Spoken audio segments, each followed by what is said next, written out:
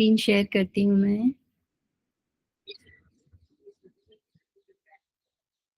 Screen दिखाई दे रही है सभी को?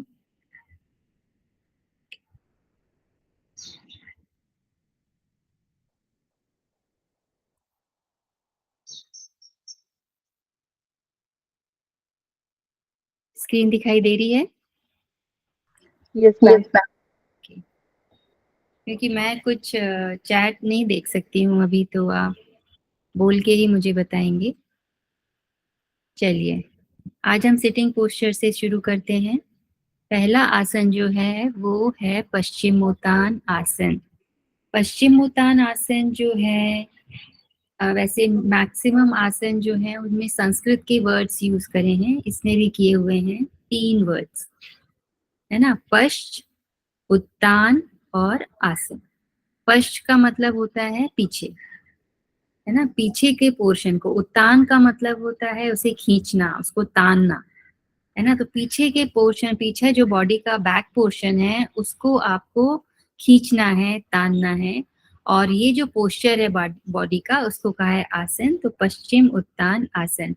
वैसे देखा जाए तो ये फॉरवर्ड बेंडिंग का आसन लगता है, जनरली पूछते भी हैं यदि आपने कोई प्रैक्टिकल एग्जाम दिया हो कि पश्चिमोत्तान में किसका मेनली जो है खिंचाव या किस पे ज्यादा पड़ता है, किस तरह का आसन है। तो ये पश्चिम यानी कि बैक, यानी कि आपका स्पाइन, स्पाइन को सीधा करने का जो है ये आसन है। इसका जो इफेक्ट है वो आपके एब्डोमेन पे भी पड़ता है, लेकिन जो नाम रखा गया है पश्चिम उत्तान, ये बेसिकली स्पाइन के लिए ये आसन जो है।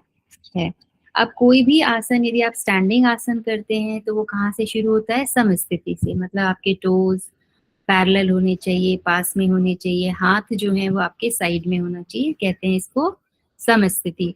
वैसे ही सिटिंग जो पोस्चर्स हैं वो शुरू होते हैं सिटिंग दंड आसन से। दंड आसन का क्या मतलब है कि ये जो आपका बैठ गए, आप सीधे रखेंगे पैर, नी को एकदम स्ट्रेट रखते हैं सो दैट कि वो मैट पे टच करे। और ये जो अपर पोर्शन है हमारा बॉडी का वो एकदम स्ट्रेट, मतलब कि अपर और जो लोअर बॉडी का पोर्शन है वो 90 डिग्री का एंगल बनाते हैं। और जो दोनों पाम्स हैं आपके वो हिप्स के पास जो रहते हैं, एल्बोज जो है वो स्लाइटली बेंड होती हैं। इसको कहते हैं सिटिंग दंड आसन। तो मैक्सिमम आसन जो है वो यहाँ से शुरू होते हैं। तो फर्स्ट स्थिति जो होती है वो होती है दंडासन की। तो उसके बाद में फिर आपको क्या करना है कि धीरे धीरे जो है अपने हाथों को वैसे तो जनरली जो हम लोग करते हैं उसमें दोनों आर्म्स को सीधा ऊपर लेके जाते हैं, अपने जो हेड है उसके ऊपर, और पहले वहां स्ट्रेच करते हैं पूरा, सो दैट आपके जो आर्म्स हैं, शोल्डर है और जो आपका ट्रंक एरिया है पूरा, जो थोरैसिक से एब्डोमेन रीजन, ये सारा स्ट्रेच होता है। और उसके बाद में फिर इनहेल करते हैं और अपने चेस्ट को अप और एब्डोमेन को पूरा तरह अंदर खींच के फिर एक्सेल करते हुए धीरे धीरे धीरे धीरे आपको नीचे आना है। कहाँ से बेंड होना है? पेल्विक रीजन से बेंड होना है। कमर को आपको बिल्कुल भी नहीं झुकाना है। ये जो हंच बनता है ये नहीं बनना चाहिए, एकदम स्ट्रेट आना चाहिए। और जो आपका हेड है फाइनल पोस्चर में, ये जो हेड है वो शिन बोन पे लगना चाहिए आगे, यानी कि घुटने के आगे लगना चाहिए। और हाथ जो है वो या तो आप टो को पकड़ लीजिए, तो एल्बोज तो थोड़ी सी बैंड हो जाती हैं, या फिर और आगे जाना है आपको तो और आगे भी इसको फिंगर लॉक करके और आगे करके भी आप इसको रख सकते हैं। तो ये जो पोस्चर है इसको कहा गया है पश्चिमोत्तान आसन। इसमें बस इनहेलेशन और एक्सहेलेशन का ध्यान रखना है कि जब आप फॉरवर्ड बेंड हो रहे हो तो पूरी तरह से एक्सहेल कर लेना है, अपने टमी को, अपने एब्डोमेन को पूरी तरह से अंदर खींच लेना है। तो ये आसन लगाना इजी हो जाता है। और यदि होल्ड करते हैं, आप किसी भी आसन में होल्ड करते हैं, तो आपको नॉर्मल ब्रीदिंग करनी है। उस केस में होल्ड नहीं करना ब्रीथ को। यदि आप बहुत अच्छे प्रैक्टिशनर हैं, आपका प्राणायाम का जो प्रैक्टिस है वो बहुत अच्छी है, तो उस केस में आप ब्रीथ को होल्ड कर सकते हैं। अदरवाइज नॉर्मल ब्रीदिंग के साथ आपको 30 सेकेंड्स, 20 सेकेंड्स, 40 सेकेंड्स, 1 मिनट, जैसी आपकी कैपेसिटी है, जैसी आपकी शक्ति है उस हिसाब से आपको होल्ड करना है। बॉडी को बहुत ज़्यादा परेशान या उसको बहुत ज़्यादा तोड़ना मरोड़ना नहीं है। स्लोली स्लोली आपको ये प्रैक्टिस करते रहनी है प्रॉपर विधि के साथ। तो यदि आप निरंतर इसको दीर्घ काल तक इसका जो है पूरी श्रद्धा के साथ इसका प्रैक्टिस करते हैं, किसी भी आसन की, किसी भी प्रैक्टिस, कोई भी जो क्रिया है उसकी, तो धीरे धीरे आप आराम से उसके फाइनल जो स्टेज है वहां तक पहुंच सकते हैं। तो अब जैसे सारे आसन मैक्सिमम एक आध आसन को छोड़ करके सारे ही आसन आपको खाली पेट करने हैं, ठीक है। और धीरे धीरे जो है एकदम ये नहीं सोचना है कि मैं आज ही पूरा हेड जो है वो वहां लगा लूं, चाहे पीछे मेरा स्पाइन की पोजीशन कैसी भी हो, लेग की पोजीशन कैसी भी हो, नी बैंड हो रहे हो, तो ऐसा नहीं करना है। जहां तक आप प्रॉपर विधि से जहां तक आप जा सकते हैं वहां तक जाइए, वहीं होल्ड करिए और धीरे धीरे जो है आप देखेंगे कि आपकी बॉडी जो है आपका साथ देती है और आप फाइनल पोस्चर पे कुछ समय के बाद, कुछ दिनों के बाद, कुछ हफ्तों के बाद पहुंच जाते हैं। तो इसमें जो सबसे पहला लाभ है, क्योंकि कौन सा आसन है ये, पश्चिम उत्तान, मतलब स्पाइन को खींचने वाला, स्पाइन को सीधा करने वाला आसन है। तो उसी की जो स्पाइनल कॉर्ड की या बैक मसल्स जो हैं वो स्ट्रांग होती हैं। और पेट क्योंकि दबता है, इससे एब्डोमिनल एरिया पूरा दबता है, तो जो एब्डोमिनल ऑर्गन्स हैं उसकी जो मसल्स हैं वो भी स्ट्रांग होती हैं। और शास्त्रों में ये कहा गया है कि इस आसन से प्राणों का प्रवाह जो है वो सुषुम्ना नाड़ी से होने लग जाता है। तो सुषुम्ना नाड़ी से कब होता है प्राणों का प्रवाह? जब आपका जो दोनों नाड़ियां हैं, ईडा पिंगला, दोनों सम हो जाए, है ना, दोनों साफ हो जाए, मल रहित हो जाए, तो उस केस में ये होता है। और क्योंकि यहाँ पेट पे इसका फर्क पड़ रहा है, पूरी तरह से वो उस पर प्रेशर क्रिएट होता है, तो जठराग्नि भी जो है, जठर अग्नि, वो प्रज्वलित होती है ना, आपकी भूख को ये बढ़ाता है, पाचन शक्ति को ये बढ़ाता है, और साथ साथ में जो रिप्रोडक्टिव ऑर्गन्स हैं उसको भी एक्टिवेट करता है। वहाँ पे जो ग्लैंड्स हैं उनका भी जो फंक्शन है, फंक्शनैलिटी है, उनकी जो क्रियाशीलता है वो बढ़ती है, ठीक है। जो सेकेंड आसन है वो है सुप्त वज्र आसन। इसमें भी दंडासन में ही बैठेंगे और उसके बाद में फिर एक एक लेग को फोल्ड करते हुए वज्रासन की कंडीशन में आते हैं। और उसके बाद में फिर जो आपका हिप्स हैं वो आपके नीज के हील्स के बीच में आपके हिप्स आने चाहिए। जनरली वज्र आसन में जो बिग टो है वही टच होता है, पूरी उंगलियां टच नहीं होती हैं, खुली हुई होती हैं, हल्का सा टच होता है दोनों बिग टो के बीच में। और फिर आपको क्या करना है, सीधे आप वज्रासन में आ गए, फिर आपको दोनों एल्बोज को बेंड करना है। यहाँ पर ये पहले एल्बो को पीछे की तरफ हल्के से बॉडी को भी ले जाएंगे और एल्बोज को भी ले जाएंगे, और फिर धीरे धीरे एल्बोज की कंडीशन को मैच करते हुए उसके अकॉर्डिंगली आप पूरी बॉडी को पीछे ले जाएंगे। और आपका जो ये हेड है, इसका जो टॉप मोस्ट एरिया है, यहाँ चोटी वाला एरिया, इसको जमीन पे लगाएंगे और ये पूरा जो आपका सर्वाइकल पोर्शन है, नेक रीजन है, ये पूरा स्ट्रेच होगा। और ये जो आसन है इसको कहते हैं सुप्त वज्र आसन, ठीक है। अब ये जो आसन है ये आप देखो कि इसमें कौन कौन सा एरिया जो है अफेक्ट होता है। तो नी, जिसकी नी में प्रॉब्लम है उसको ये नहीं करना चाहिए। एब्डोमिनल एरिया पूरा ये स्ट्रेच होता है, जो थोरासिक, जो ट्रंक एरिया है, पूरा अपवर्ड जो पोर्शन है वो स्ट्रेच होता है। अभी हमने कौन सा किया था, इसके पहले पश्चिमोत्तान आसन, जिसमें बैक पोर्शन स्ट्रेच हो रहा था। अब फ्रंट पोर्शन जो है वो पूरा स्ट्रेच हो रहा है, चेस्ट पूरा ओपन होता है और ये पूरा एब्डोमिनल एरिया, ये जो पूरा आपका वेस्ट से लेके ये पूरा फ्रंट ऑफ एब्डोमेन, ये सारा का सारा स्ट्रेच होता है। और ये जो आपका सर्वाइकल पोर्शन है, थोरैसिक पोर्शन है, इस पे एक बहुत अच्छा स्ट्रेच जो है वो मिलता है। तो अब इसमें जो है जिसको कमर दर्द है वो जो है इसको नहीं करेंगे। यदि बहुत ज्यादा दर्द है तो उस केस में अवॉइड करेंगे, और हल्का फुल्का रहता है तो आप इसको कर सकते हैं, ये हेल्पफुल रहेगा, ठीक है। और जो एल्बोज हैं इसमें कहीं कोई इंजरी नहीं होनी चाहिए, नी में कोई इंजरी नहीं होनी चाहिए, है ना। और जो आपका स्लिप डिस्क है ये सब की कोई प्रॉब्लम नहीं होनी चाहिए। तो उस केस में आप इस आसन को आराम से कर सकते हैं। तो अब इसमें आप देखिए कि बेनिफिट्स क्या होंगे। तो ये थोरैसिक रीजन जो है वो पूरा स्ट्रेच हो रहा है। इसका मतलब ये है कि रेस्पिरेटरी जो सिस्टम है उससे रिलेटेड यदि कोई भी इश्यू है वो इससे ठीक होगा। अब इसमें हेड रीजन पे ब्लड का फ्लो अच्छे से जाता है, तो ब्रेन से रिलेटेड, आईज से रिलेटेड यदि छोटा मोटा कोई इश्यू है, कोई तकलीफ है, तो वो इससे ठीक हो जाएगी। यदि कोई तकलीफ नहीं है तो आगे आने वाले समय में ऐसी कोई तकलीफ आपको नहीं होने वाली। तो इस तरह से ये पूरे हेड रीजन के लिए, आईज के लिए, ये सब के लिए ये बहुत अच्छा आसन है। साथ में यदि आपका स्पाइन जो है वो बेंड होता है, कई लोग आप देखो कि सीधे खड़े नहीं रह पाते, थोड़ा सा उनका स्पाइन जो है वो पीछे की तरफ निकल जाता है और शोल्डर्स जो हैं वो आगे की तरफ रहते हैं। तो यदि ये आसन करेंगे, क्योंकि ये विपरीत है उससे, है ना, तो स्पाइन को ये सीधा करने के लिए ये आसन बहुत अच्छा आसन जो है वो है। अमाशय के लिए, जो एब्डोमिनल रीजन है उसके लिए बहुत अच्छा है। और क्योंकि ये पूरा फाइन स्ट्रेच मिलता है तो यहाँ पे जो फैट है ये डिसॉल्व होता है इससे। ठीक है, ये दूसरा आसन हुआ। तीसरा आसन जो है वो है अर्ध मत्स्येंद्र आसन। अब इसमें आपको क्या करना है, इसमें आपको पता है कि ये जो आसन है ये योगी जो हैं, महान योगी जिसे हम कहेंगे मत्स्येंद्र नाथ जी, उनके नाम पे जो है इसका नाम ये रखा गया है। ये जो थोड़ा सा कठिन है, जो पूर्ण मत्स्येंद्र आसन है वो थोड़ा सा ज़्यादा डिफिकल्ट है, क्योंकि उसमें टोस को पकड़ते हैं पीछे से ले जाके, थोड़ा सा डिफिकल्ट होता है। तो जनरली जो प्रैक्टिस की जाती है वो अर्ध मत्स्येंद्र आसन की ही की जाती है।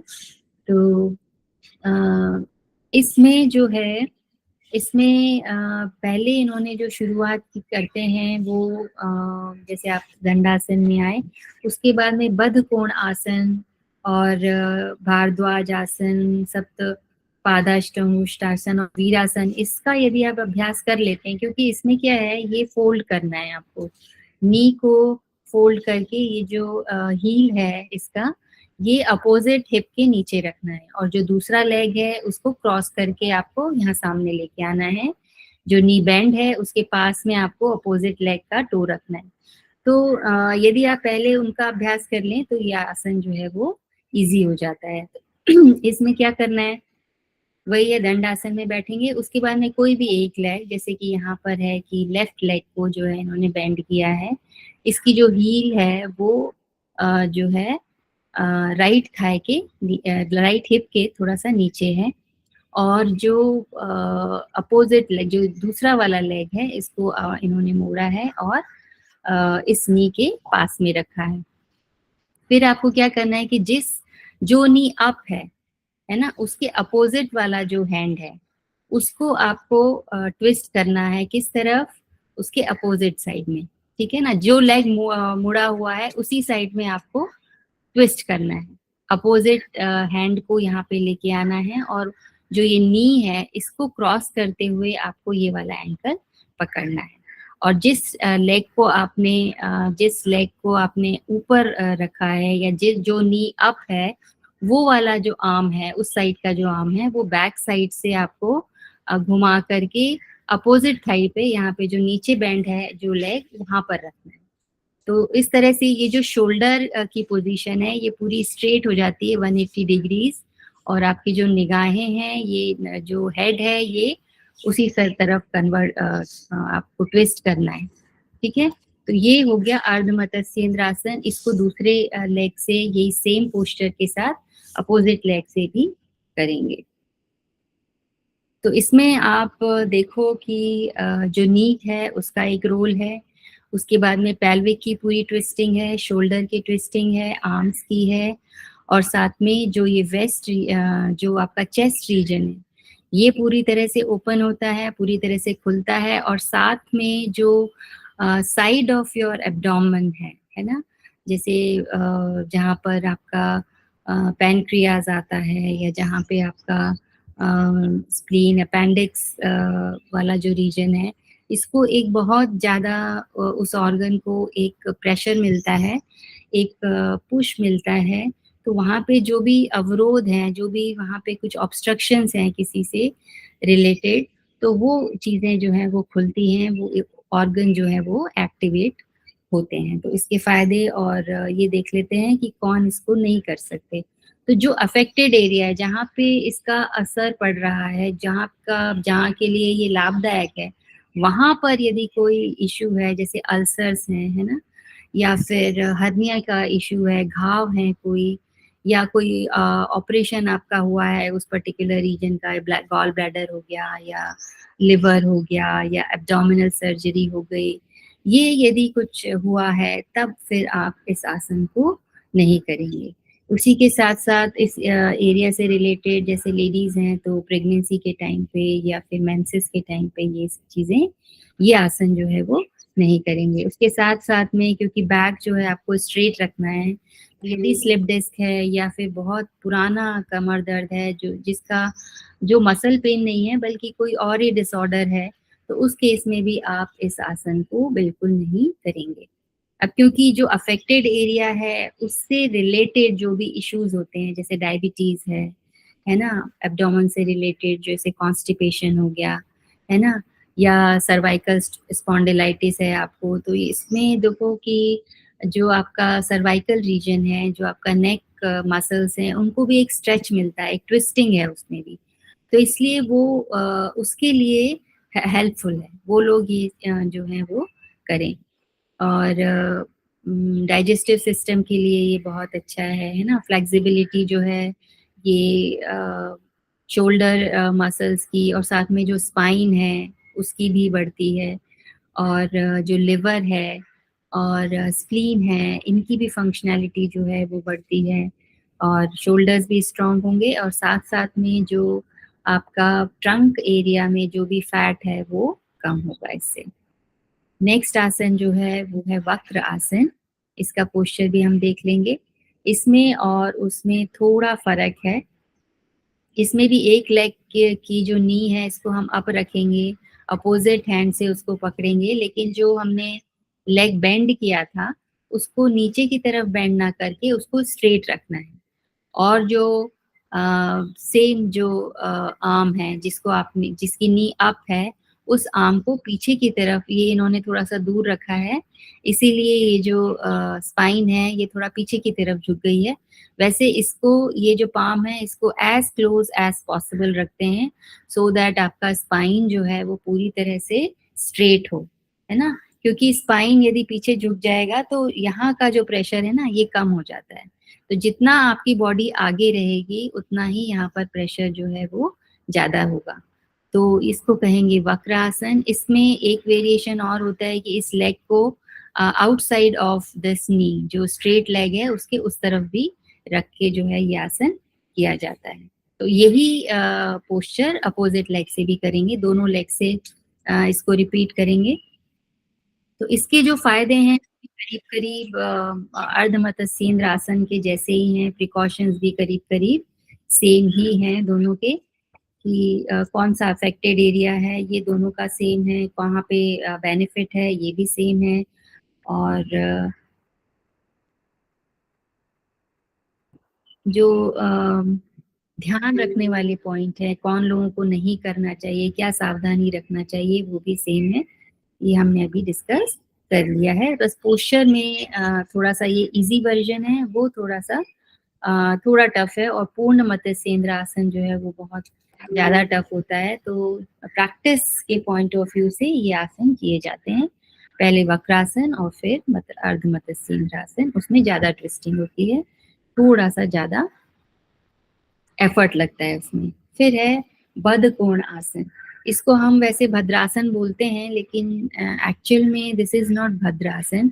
उस भद्रासन में क्या होता है कि हील्स पे आपके हिप्स को रखा जाता है मतलब उसको बेंड करके ना। एक वेरिएशन ये है कि ये जो लेग्स हैं, ये जो टोज़ जो सामने दिख रहे हैं, ये पीछे की तरफ होंगे और हील्स पे बैठते हैं और एक में टो पे खड़े होते हैं। और फिर हील्स पे आपके हिप्स को रेस्ट करते हैं तो वो है वैसे भद्रासन। पर हम जनरल लैंग्वेज में इसे भद्रासन कहते हैं। ये इजी वर्जन है, बद्ध कोण आसन। बद्ध कोण आसन, इसमें दोनों चीजों को बांध लिया है, आपके पाम्स और फिंगर्स और आपके टोज, ये सब बंधे हुए हैं और एक कोण बनता है, समकोण बॉडी का, इसलिए इसका नाम है बद्ध कोण आसन। इसको बटरफ्लाई पोज भी कहते हैं हम लोग।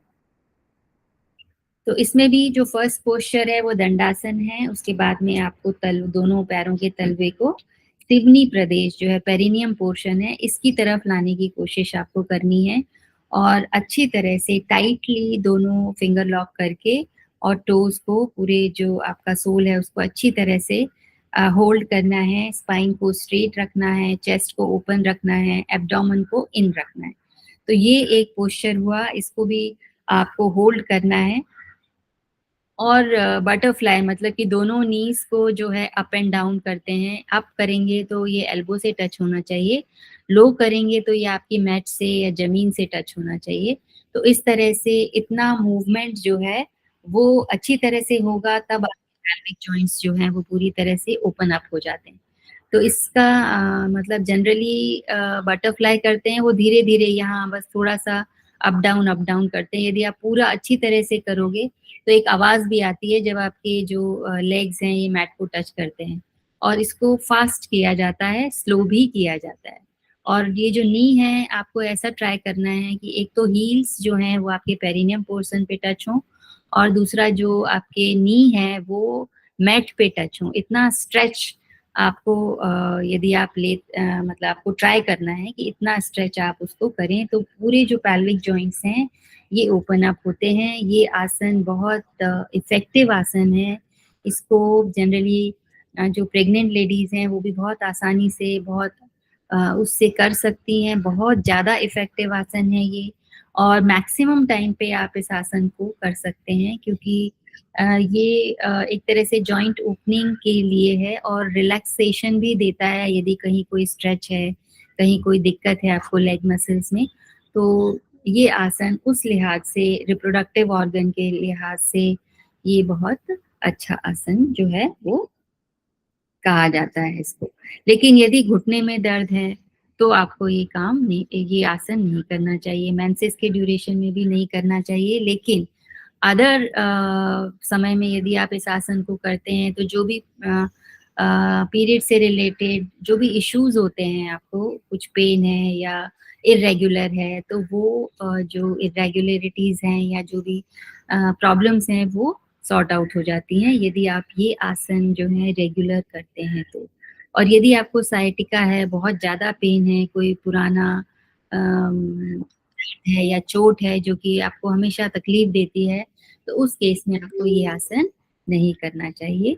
तो लाभ मैंने आपको बताया कि प्रेग्नेंसी लेडीज जो हैं वो इसको कर सकती हैं, है ना। इसमें कहाँ असर पड़ता है, तो पैर में, पैरों की जितनी भी मसल्स हैं वो, और स्पेशली जो आपकी थाई मसल्स हैं, उसको एक स्ट्रेंथनिंग मिलती है। वहाँ का फैट जो है वो कम होता है, और जो जॉइंट है, पेल्विक जॉइंट, इस पे बहुत अच्छे से फर्क पड़ता है। इसकी ओपनिंग जो है वो अच्छे से होती है। चलिए, नेक्स्ट आसन जो है वो है हमारा मेरुदंड आसन। दंडासन बहुत तरह से हैं, जैसे बैठ के अभी मैंने बताया, खड़े होकर, और ये जो हम लेट के करते हैं, जो जब पूरी बॉडी जो है हमारी दोनों पाम्स और टोस पे रहती है, एकदम स्ट्रेट होती है, उसको भी दंडासन बोलते हैं। अब ये है मेरुदंड आसन, है ना। पूरा जो स्पाइन है आपका, ये फिर से जो है वो रीढ़ की हड्डी जो है आपकी पूरी इस आसन में एक अलग तरह से उसको स्ट्रेच मिलता है। तो ये पूरी तरह से सीधी होती है। उसके अलावा आपके जो आर्म्स हैं ये पूरी तरह से ओपन है। आपके जो लेग्स हैं ये पूरा, मतलब जितना ओपन आप कर सकते हैं उतना ओपन आपने करना है। नीज को, एल्बोज को बेंड आपको नहीं करना है। तो इससे जो आर्म्स हैं, एल्बोज हैं, शोल्डर है, आपके लेग्स हैं, इसको एक अच्छा स्ट्रेच जो है वो मिलता है। इसको एक बैलेंसिंग जो है, बियर पोज भी इसको कहते हैं, और स्पाइनल कॉलम पोज भी इसको कहते हैं। अब इसमें जो है किसको ये करना तो दिख रहा है आपको कि इतना मुश्किल नहीं है। दोनों दंडासन में आप सबसे पहले बैठेंगे, फिर आप अपने दोनों पैरों को ओपन कर लेंगे, जितना आप कर सकते हैं। और उसके बाद में दोनों पैरों को घुटने से थोड़ा-सा मोड़ के और आपको टोज़ को पकड़ लेना है। और फिर आपको दोनों हाथों से जो आपने टोज़ पकड़ा है, हाथों और पैरों दोनों को एक साथ स्ट्रेच करना है पूरा तरह से, ताकि आपकी जो नी है और जो एल्बो है वो पूरा स्ट्रेच हो जाए। और जितना ऊपर आप अपने लेग्स को ले जा सकते हैं वो आपको ले जाना है। जितना आप फैला सकते हैं उतना आपको फैलाना है अपनी क्षमता के अनुसार। और उसके बाद में जो आपका स्पाइन है वो स्ट्रेट होना चाहिए और बॉडी भी जो है वो बहुत ज़्यादा पीछे नहीं झुकनी चाहिए। कोशिश करना चाहिए कि वो 90 डिग्री जो है आपकी ग्राउंड लेवल से हो, स्पाइन स्ट्रेट हो और आपकी जो नेक है वो भी स्ट्रेट हो। और आपको एक पॉइंट पे देखना है सो दैट कि आप का जो नेक पोर्शन है वो इधर ऊपर नीचे ना हो। तो इस तरह से जो है इस पोस्चर को करेंगे और थोड़ा-सा होल्ड करेंगे अपनी क्षमता के अनुसार। और इसमें जो ध्यान रखने वाली चीज़ है वो ये है कि जिसको हार्ट में कोई इश्यू है या साइटिका बहुत सीवियर है या स्लिप डिस्क का कोई इश्यू है तो उसको ये काम नहीं करना चाहिए, या आई एम सॉरी, ये जो आसन है वो नहीं करना चाहिए। और ये जो क्योंकि ना इसमें आपको एक बैलेंस मेंटेन करना है, अदरवाइज बॉडी या तो पीछे झुक जाएगी या फिर साइड में आप झुक सकते हैं। तो इसलिए आपको आपका जो कंसंट्रेशन है मतलब कि दोनों नर्वस सिस्टम जो हैं आपके, मोटर नर्वस और सेंसरी, दोनों ही स्ट्रांग होते हैं। दोनों में एक तरह से कहना चाहिए कि संतुलन बनता है। दोनों आपस में मिल के जो है कोई भी बैलेंसिंग पोस्चर करते हो तो आपका मेंटल लेवल और फिजिकल जो ऑर्गन्स हैं दोनों का कोऑर्डिनेशन प्रॉपर होना चाहिए, तो ही आप उसको बैलेंस कर सकते हो और उस आसन में थोड़ी देर तक आप होल्ड कर सकते हो। तो इसलिए क्योंकि आपका जो दिमाग है वो भी यहीं पे लगेगा। तो इसलिए ये कहा जाता है कि इस ये जो है टेंशन, एंग्जायटी जिसे को जो मानसिक विकार हैं उनको भी ठीक करने के लिए ये आसन जो है वो काम करता है। अब आप इसमें देखो कि आपके लंग्स भी जितना आप अपने आर्म्स को फैलाएँगे, है ना? फ्रंट पोर्शन को सामने की तरह एक्सपैंड करेंगे, तो उतना ही आपका जो चेस्ट है वो ओपन होता है। चेस्ट ओपन होता है तो आपके लंग्स को जगह मिलती है ओपन होने के लिए और पूरी जो एल्वेओलाई है, पूरा जो लंग्स है वो पूरी तरह से ओपन होता है। तो चेस्ट ओपनिंग के लिए लंग की एफिशिएंसी को बढ़ाने के लिए ये आसन जो है वो बहुत हेल्पफुल है। और थाइमस ग्लैंड भी जो है वो चेस्ट में ही होती है, तो हालाँकि बहुत समय तक इसकी एक्टिविटी नहीं रहती है, लेकिन फिर भी अ उसमें भी इसका जो है वो फ़र्क जो है वो पड़ता है। नेक्स्ट आसन जो है वो है आकर्ण धनुर आसन। आकर्ण धनुर आसन, कर्ण का क्या मतलब हुआ? कान।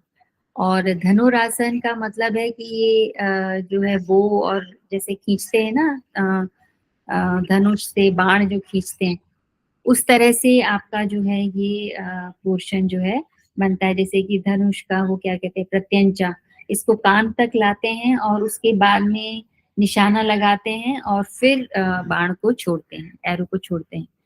तो इसलिए इसका नाम जो है ये रखा गया आकर्ण धनुर आसन। इसमें भी दंडासन से ही हम शुरू करेंगे, फिर उसके बाद में जो है बाएँ हाथ से पहले जो है दाएँ हाथ को सीधा रखा है, बाएँ हाथ से दाएँ पैर का, इसमें उल्टा लिखा है। बाएँ हाथ से दाएँ पैर का और दाएँ हाथ से बाएँ पैर का अंगूठा पकड़ लेना है। और उसके बाद में जो है दाएँ हाथ की कोहनी को धीरे-धीरे जो है आपको पीछे की ओर लेके जाना है और मोड़कर, पैर को मोड़कर अंगूठे को जो है वो अपने कान तक लगाना है। मतलब पूरी तरह से आपने पहले पकड़ लिया और उसके बाद में उसको धीरे-धीरे जो है वो पीछे लेके गए आप। सिर के ऊपर की तरफ जितना आप अपने हाथों से अपने जो अंगूठे को जितना आप खींच सकते हो ऊपर की तरफ, वो आपको खींचना है और एक पैर जो है वो आपका सीधा रहेगा। अब इसमें ये कहा गया है कि आपको थोड़ा सा ब्रीथ होल्ड करके उस पोस्चर में आपको रुकना है और उसके बाद में आपको फिर दूसरे पैर से सेम जो है विधि के साथ में इसको पूरा करना है, तो ये फिर ये कंप्लीट हो जाएगा। अब इसमें भी यही है कि जिसको घुटने की कोई इश्यू है या काफ मसल्स में जांघों में कोई तकलीफ है तो वो ये नहीं करेंगे। और यदि आपका एब्डोमेन में भी कोई ऑपरेशन या कुछ इंजरी हुई है या अल्सर की या कोई घाव या कुछ चोट लगी हुई है तो भी आप इसको नहीं करेंगे, क्योंकि इसमें भी जो है पेट की जो मसल्स हैं वो खींचती हैं पूरी की पूरी। तो इसमें क्योंकि अब ये दोनों चीजें हमने पढ़ी तो यही दोनों चीजों की मांसपेशियां जो है वो मजबूत होती है। कौन सी? काफ मसल्स और आपकी जो पूरे पैर की है वो, और आपका पैल्विक जॉइंट जो है वो। अब इसमें भी जो फायदे हैं वो आपके शोल्डर से रिलेटेड जो मसल्स हैं, जो शोल्डर मसल्स हैं, जो आपकी आर्म्स की हैं, जो चेस्ट की हैं, वेस्ट की हैं, है ना, थाइस की हैं और बैक मसल्स हैं, और जो पिंडलियां हैं, जो ये काफ मसल्स हैं, इसको भी एक बहुत स्ट्रेच अच्छा मिलता है। और इसमें आप देखो कि इस आसन में भी जो है आपका ध्यान पूरी तरह से इसमें होना चाहिए, तो आपको दोनों चीजें आप मेंटेन कर सकोगे। एक आपको एक जो टो है इसको ऊपर लेके जाना है, एक एल्बो को आपको अच्छे से बेंड करना है और पूरे लेग का जो वेट है वो इन उंगलियों पे ही है। तो ये एक चीज, और दूसरा जो है वो इस नी को पूरी तरह से स्ट्रेट रख के इस एल्बो को पूरा स्ट्रेच करना है। तो इस तरह से ये भी एक को बैंड करना है, पूरी तरह से अप करना है, और एक को पूरा स्ट्रेच करना है विदाउट अ स्लाइट बेंड। तब आपका जो ये आसन है ये पूरा होता है। तो इसमें भी जो है हाँ, एक और चीज कि जिसको जॉइंट प्रॉब्लम्स है ना, आर्थराइटिस है, रिमेटाइटिस है ना, इस तरह की कोई बीमारी है या पैर या तलवों में कोई इश्यू है तो वो ये आसन को नहीं करेंगे। ये एक और इसका वर्जन है, ये थोड़ा और एडवांस है कि इसमें इन्होंने जो है ये लेग को या टो को इस आर्म के नीचे से निकाला है और अपोजिट ईयर की तरफ ये ले जाने की कोशिश कर रहे हैं। तो ये और एक एडवांस प्रैक्टिस है इसको इस तरह से भी किया जा सकता है। फिर है आपका गौमुख आसन। Again it is a very very effective आसन, लेडीज के लिए भी खासकर और जेंट्स के लिए भी, मेल्स के लिए भी, क्योंकि इसमें भी जो आपका ट्रंक रीजन है, ये जो थाई मसल्स हैं, काफ मसल्स हैं, नी है, एल्बोज हैं, सर्वाइकल, चेस्ट, यानी पूरी बॉडी को एक मतलब एक ही आसन में बहुत सारा स्ट्रेच और बहुत सारा मोल्डिंग है इसमें, है ना। तो बहुत फायदेमंद आसन है ये। इसमें भी आपने क्या करना है, पहले दंडासन में बैठेंगे, फिर एक लेग को आप बेंड करेंगे और उसकी जो हील है वो अपोजिट हिप के नीचे रखेंगे, और जो दूसरा लेग है उसको ऊपर से बेंड करते हुए पीछे की तरफ लेके जाएंगे हील को, और कोशिश क्या करेंगे कि जो नीचे वाली नी है उसी के जस्ट ऊपर ये दूसरी वाली नी आए। तो ये एक गौमुख की तरह ये जो है आकृति इसकी बनती है, इसलिए इसका नाम रखा गया है गौमुख आसन। अब इसमें इस पोस्चर में जो बताया है वो जैसे कि इन्होंने ये वाला लेग ऊपर रखा है, मतलब कि राइट लेग ऊपर रखा है, तो राइट हैंड जो है वो ऊपर आना चाहिए मेरे नॉलेज के हिसाब से। बाकी पता नहीं, शायद ये भी एक वर्जन होगा, क्योंकि हमको ये सिखाया तो वो ही वाला हाथ जो है वो ऊपर जाएगा, पीछे से बेंड होगा, और कोशिश ये करनी है कि जो ऊपर वाला जो एल्बो है वो आपका पूरी तरह से हेड के पीछे जाए। इसको पूरा पुश करना है, ये एल्बो को पूरा पुश करना है हेड के पीछे, जितना ये पीछे जाएगा उतना इजी हो जाएगा आपको नीचे से उसके फिंगर को लॉक करना। तो एक हाथ ऊपर से और एक हाथ नीचे से फिंगर को लॉक कर लेना है पीछे। पूरा चेस्ट जो है रीजन, पूरा ट्रंक रीजन, खासकर चेस्ट, ये पूरी तरह से ओपन होता है इससे। लेकिन यदि किसी को घुटने में या पीठ में कहीं कोई पेन है या बहुत ज़्यादा दर्द होता है ना, या फिर स्पाइन की कोई इश्यू है, तो उस केस में इस प्रैक्टिस को वो अवॉइड करेंगे। इस आसन से भी जो है पूरा आपका शरीर जो है वो फ्लेक्सिबल बनता है, स्ट्रॉन्ग बनता है ना?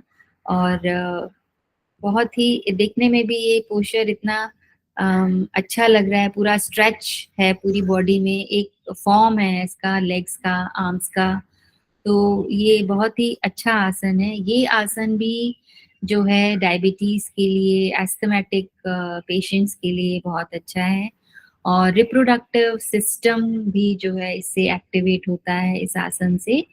तो अ, और जोड़ों का दर्द यदि नहीं है और आप इस आसन को कर रहे हैं, तो जोड़ों के दर्द से भी आप बचे हुए रह सकते हैं। ठीक है, अब जो नेक्स्ट आसन आते हैं वो हम प्रोन पोस्चर्स पे आ जाते हैं। उसमें जो पहला आसन है वो है भुजंग आसन। अब भुजंग जब भी हम प्रोन पोस्चर करते हैं तो उस केस में पहले सीधे ले, तो उसको हम कहते हैं मकर आसन, है ना? तो पहले आपको उसी पोस्चर में आ जाना है और उसके बाद में फिर जो भी पोस्चर्स आप लगाना चाहें वो आप लगाएंगे। तो पहले है भुजंगासन। अब भुजंगासन के भी 2-3 वेरिएशंस हैं। तो उस एक वेरिएशन में ये जो एल्बो है ये एकदम चेस्ट के सॉरी शोल्डर के पास होते हैं पाम्स आपके, और वहां से आप पहले आप अपना नेक उठाएंगे, मतलब हेड उठाएंगे, फिर नेक और फिर चेस्ट। और ये एल्बो जो है वो बेंड रहती है उस केस में, और ये जो ट्रंक एरिया नेवल तक का रीजन जो है वो मैट पे रहता है। एक वो है और एक ये है, इसको सर्पासन बोलते हैं, कि आपके पूरे एल्बोज जो है वो स्ट्रेट होंगी इसमें, है ना? और जो नेक पोर्शन है ये पूरा सर्वाइकल स्ट्रेच हो जाएगा, नेक को आपको पीछे ले जाना है और ऊपर देखना है। तो ये हो गया आपका भुजंग आसन। और जो पूर्ण भुजंग आसन है उसमें ये जो आपके पैर हैं ये भी फोल्ड करके पीछे की तरफ लाते हैं, और आपके जो टोज हैं और जो आपका हेड का पीछे का जो चोटी का रीजन है, एपेक्स रीजन, ये टच होना चाहिए उस पे। वो बहुत एडवांस है, वो हर कोई प्रैक्टिस में नहीं करते हैं, लेकिन प्रैक्टिस जो प्रैक्टिकल योग हम करते हैं, करवाते हैं, उसमें ये 2 पोस्चर्स जनरली हम रखते हैं। फायदे इसमें जहाँ स्ट्रेच मिल रहा है उसी का है। सबसे अच्छा आसन ये भी है चेस्ट ओपनिंग के लिए। एल्बोज को भी इससे बल मिलता है। आपके जो रिस्ट हैं, पाम्स हैं, इसकी जो मसल्स हैं ये बहुत स्ट्रांग होती हैं। तो इस पे बेस्ड जो भी आसन है उसको करने में आपको बहुत हेल्प मिलती है। पूरा जो स्ट्रेच है ये आपके एब्डोमेन पे जाता है। ये देखिए पूरा स्ट्रेच जा रहा है, स्पाइन फ्लेक्सिबल होता है, सर्वाइकल जो है ये मसल स्ट्रांग होती हैं, है ना? तो इस तरह से ये आसन जो है अपर बॉडी के लिए बहुत बहुत इफेक्टिव है। और क्योंकि अपर बॉडी स्ट्रेच हो रही है तो लोअर बॉडी के जो लेग मसल्स हैं इसको भी हल्का स्ट्रेच तो मिलता ही मिलता है, लेकिन जो मेन इफेक्ट जो पड़ता है वो इस पूरे जो फ्रंट पोर्शन है आपका ट्रंक का, साइड तो नहीं कहूंगी, लेकिन बैक पोर्शन जो है उस पे भी बहुत अच्छा इफेक्ट जो है इसका पड़ता है। लेकिन यदि पीठ में कोई चोट है आपके, या सिर में बहुत दर्द रहता है, या प्रेगनेंसी टाइम है, या अल्सर्स हैं, तो उस केस में आपको ये आसन नहीं करना चाहिए। और यदि बहुत ज़्यादा आपको इश्यू नहीं है तो साइटिका के केस में ये बहुत इफ़ेक्टिव आसन है। सर्वाइकल यदि है तो वो ये बहुत अच्छा आसन है। तो क्योंकि इसमें उस पोर्शन को बहुत अच्छा जो है स्ट्रेच मिल रहा है, और उससे वो मसल्स जो हैं जहाँ कुछ हल्की-फुल्की तकलीफ है या कुछ रुकावट है, कुछ ऑब्स्ट्रक्शन है, वो जो है वहाँ पे क्लियर होते हैं। और क्योंकि चेस्ट ओपनिंग है तो एस्थमेटिक पेशेंट्स हैं, रेस्पिरेटरी डिसीज है किसी को, तो वो जो है उनके लिए ये जो आसन है ये बहुत अच्छा है। और साथ-साथ में जो एब्डोमिनल रीजन पे फैट डिपॉज़िशन है उसको कम करने के लिए ये बहुत अच्छा आसन है। फिर इससे भी जो है ब्लड पे सर्कुलेशन बढ़ता है थोड़ा, तो वहाँ के जो नर्व्स हैं, न्यूरॉन्स हैं वो एक्टिवेट होते हैं इस आसन से। और जो मैंने बताया आपको कि शोल्डर और ये रिस्ट मसल्स जो हैं जहाँ पर कुछ आसनों में आप इस पे पूरा बॉडी का वेट लेते हो तो ये स्ट्रॉन्ग होते हैं। तो इस तरह से ये आसन भी जो है वो बहुत इफ़ेक्टिव आसन है। दूसरा जो प्रोन पोस्चर है वो है शलभ आसन। शलभ आसन में देख लीजिए इसका पोर्शन ये थोड़ा-सा एडवांस है, काफ़ी ऊपर इन्होंने लेग को ये लेके गए हैं। तो इसमें भी आपने क्या करना है कि पहले शलभ शलभ का मतलब पता है आप लोग को क्या होता है शलभ का मतलब? लोकस्ट ग्रासहोपर हाँ, लोकस्ट है ना? हाँ, हाँ, हाँ, बिल्कुल सही। ग्रास होपर ना उसकी तरह से इसका शेप बन जाता है कि पीछे इसकी टाँगें गई हुई है, लंबी होती है ना उसकी और साइड के में थोड़े से पंख होते हैं। तो उस तरह से इसका नाम जो है वो शलभ आसन जो है वो रखा गया। तो इसमें भी पेट के बल ही आप पहले लेटेंगे, उसके बाद में जो पाम्स हैं इसको आप अपने थाइज़ के नीचे रख लीजिए तो एक सपोर्ट मिल जाता है उससे। और एड़ियाँ जो हैं आपकी ये जो हील्स हैं, ये दोनों जो टोज़ हैं, हील्स हैं, ये जॉइन होनी चाहिए और उसके बाद में आपको इन्हेल करते हुए दोनों लेग्स को उठाना है। स्टार्टिंग फ़ेज़ में आप एक लेग से और फिर दूसरे लेग से कर सकते हैं वन बाय वन और उसके बाद में फिर आपको दोनों लेग्स को एक साथ जो है वो ऊपर उठाना है। और इसके बाद में यहाँ पे थोड़ा-सा होल्ड करना है। आप की यदि प्रैक्टिस अच्छी है तो आप ब्रीथ होल्ड कर सकते हैं, अदरवाइज़ आपको ब्रीथ करते हुए थोड़ी देर इस पोज़ीशन में होल्ड करना है और फिर धीरे-धीरे आ जाना है। सभी जो आसन हैं वो 3 से 5 बार यदि आप दोहराते हैं और कुछ होल्ड के साथ में तो उसका बेनिफिट आपको अच्छे से मिल जाता है। अब इसमें भी आप देखिए कि जो स्पाइन है इस पे भी स्ट्रेच आ रहा है, जो आपका ट्रंक पोर्शन है जो दबा हुआ है, जो लोअर एब्डोमेन है खासकर उस पे जो है वो इफ़ेक्ट आता है और लोअर बैक पे ये जो पोर्शन है इस पे बहुत अच्छा इफ़ेक्ट आता है। तो जिसको यहाँ पे पेन रहता है हल्का-फुल्का, वो यदि ये आसन को करें तो उससे रिलीफ जो है वो मिल जाता है। पूरी जो आपकी जो फ्रंट की जो थाई मसल्स हैं, ये पूरी तरह से बहुत अच्छा स्ट्रेच इसको मिलता है और काफ मसल जो पिंडलियाँ हैं आपके पैरों की, इसको भी बहुत अच्छा-सा जो है वो स्ट्रेच इसपे मिलता है। लेकिन इसमें ये ध्यान रखना है कि जिनको हार्ट की कोई प्रॉब्लम है या बीपी का इश्यू है या एस्थमेटिक पेशेंट्स हैं, दमा के जो मरीज़ हैं, उनको ये नहीं करना चाहिए, ये वाला आसन, है ना? और जो प्रेग्नेंट लेडीज़ हैं, उनको भी नहीं करना चाहिए।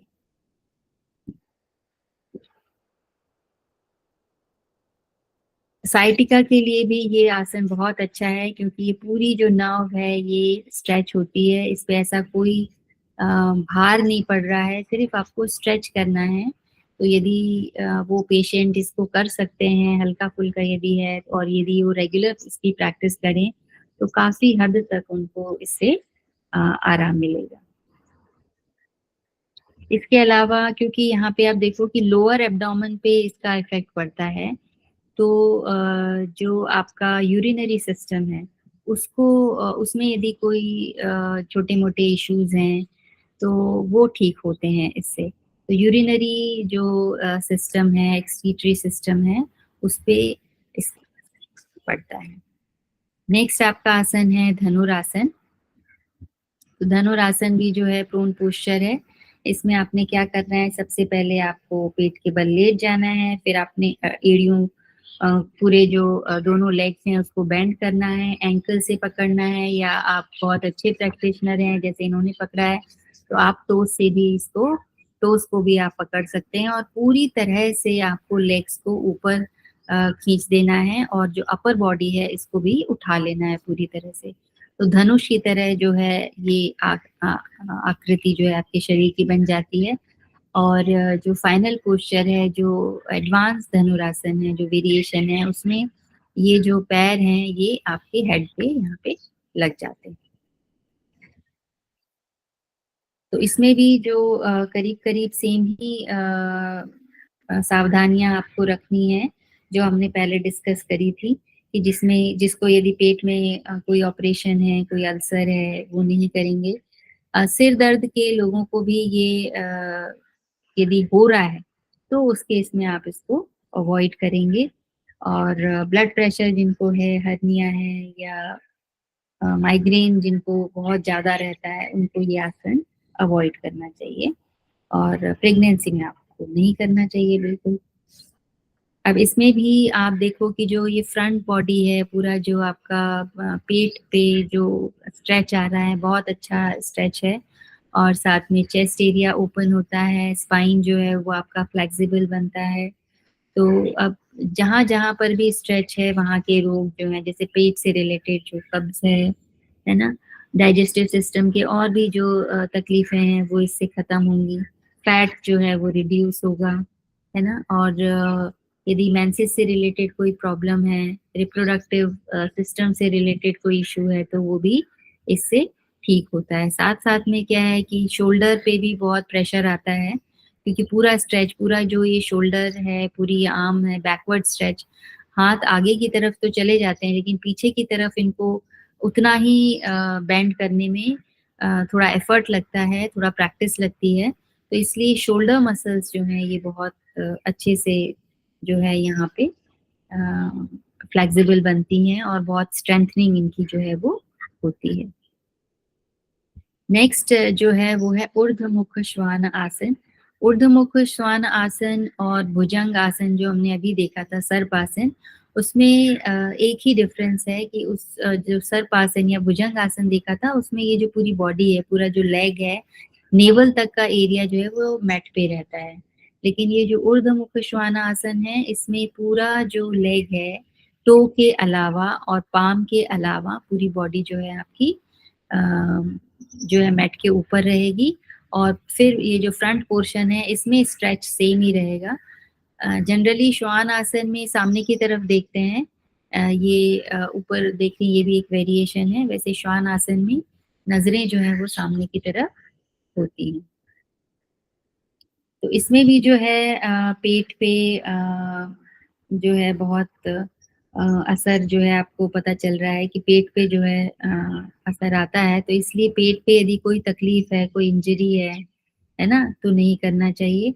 और इस तरह से जो ऊपर वाले जो एकदम से पूरी बॉडी को बैलेंस करके ऊपर करना है, तो इस केस में जो सिर दर्द वाले मरीज हैं उनको ये नहीं करना चाहिए, क्योंकि वहां पर जो है जोर पड़ता है ना।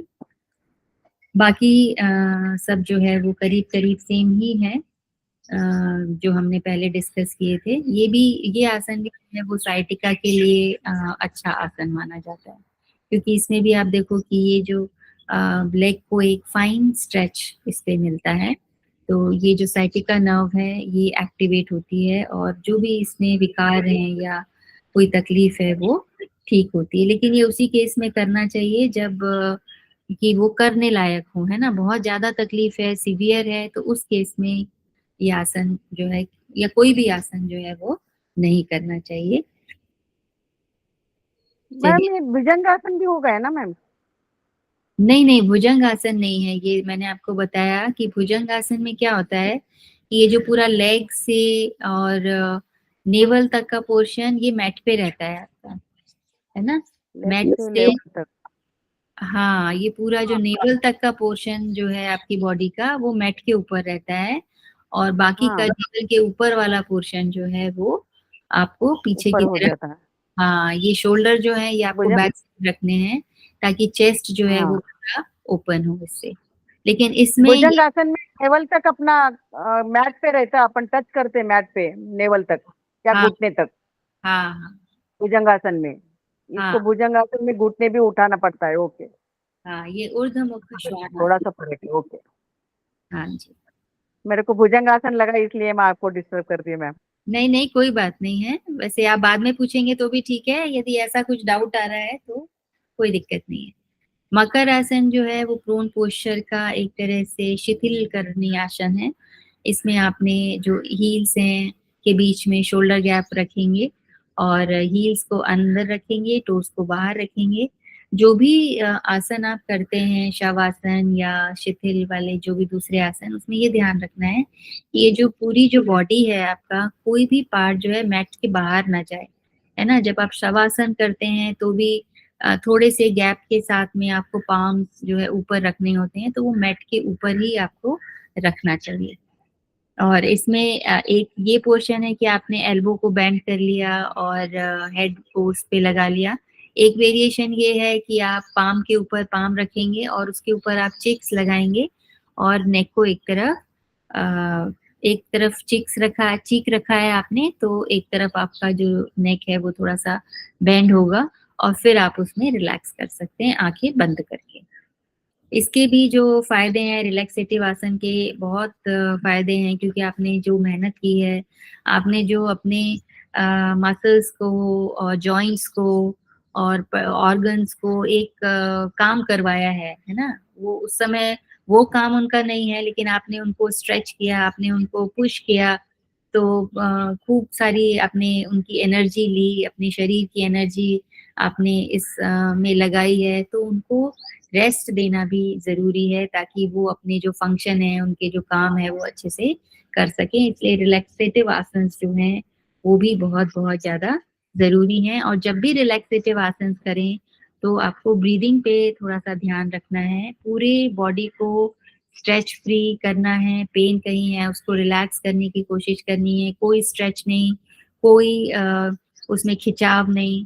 है ना? सिर्फ ब्रीथ पे कॉन्संट्रेट करना है और सोचना है कि एवरीथिंग इज़ परफेक्ट, सब अच्छा हो रहा है, जो मैंने किया है वो मैंने अपने शरीर के लिए, मन के लिए किया है, ऐसे भाव के साथ रिलैक्स करना चाहिए और ब्रीदिंग पे फ़ोकस करना चाहिए, थोड़ी गहरी साँस लेना चाहिए, धीरे-धीरे अंदर और धीरे-धीरे बाहर।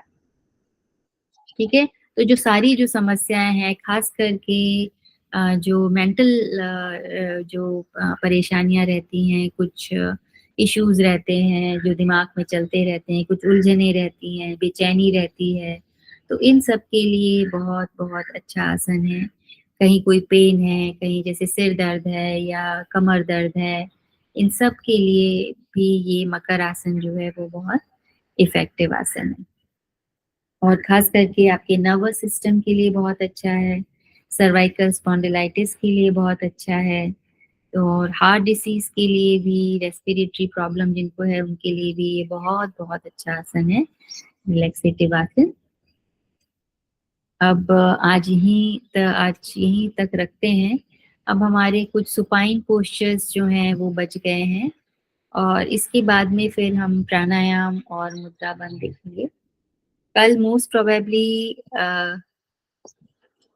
क्लास नहीं लेंगे, मंडे को ही हम मिलेंगे। तो अब इनमें कोई कहीं किसी को कोई तकलीफ परेशानी है तो पूछ सकते हैं।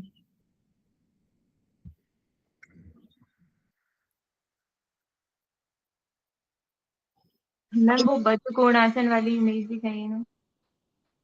पद्मकोण आसन जिसको हम भद्रासन बोलते हैं, वो दिखाऊं वापस या कुछ क्वेरी है तो ऐसे ही सॉल्व हो जाएगी? हाँ मैम, उसमें दो तीन आसन के आपने नाम लिए, मतलब वैसे वो बटरफ्लाई पोज था और उसे बद्ध कोणासन भी बोल रहे हैं, सिद्धासन भी, तो ये क्लियर कीजिए नहीं please। नहीं नहीं नहीं, सिद्धासन ये नहीं है, बिल्कुल नहीं है। सिद्धासन ये नहीं है। ये हाँ, एक तरह भद्रासन से बोलिए। हाँ, भद्रासन हम जनरल एक तरह से प्री प्रैक्टिस बोल सकते हैं आप भद्रासन की। भद्रासन जो है वैसे जो बताया गया है वो ये है कि उसमें हील्स के ऊपर आपको हिप्स को रखना है। आप देखिएगा बुक्स में, तो उसमें ऐसा ही है, या तो ये पूरे जो टोज़ हैं, अभी अभी जो आपने, मैं बताती हूँ आपको वापस से।